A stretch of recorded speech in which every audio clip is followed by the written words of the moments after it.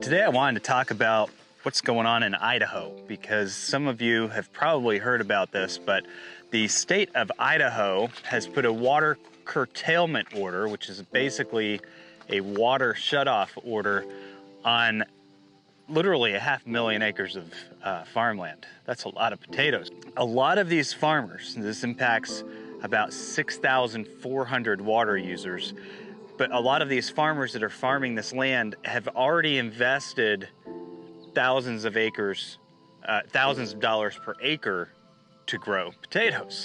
Good morning, everyone. My name's Trevor Belknap. I operate a family farm, a fifth-generation family farm in the Snake River Valley of eastern Idaho.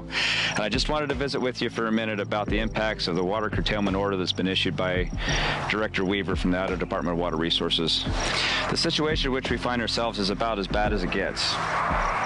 Not only will we be out of business, many other businesses will be highly impacted, and you, as my friends and neighbors, will also be impacted because we're so interconnected.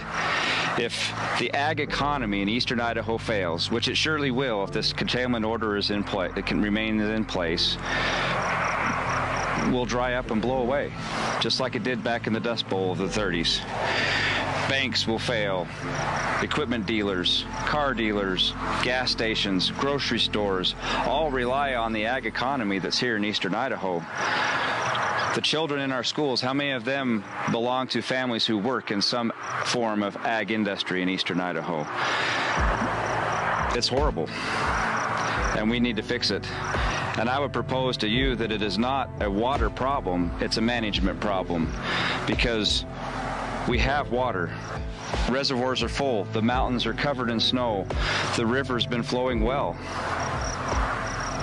So why now? Why, after we've planted our crops, we have crops in the ground, they're already growing. Now, in the middle of June, they pull a curtailment order to say, you must cease pumping water. The cost is huge. An acre of potatoes costs upward of $4,000 an acre to grow. How will that ever be recovered? They will not grow without water. And what will that do to everyone else that's reliant upon us in this area and the state of Idaho?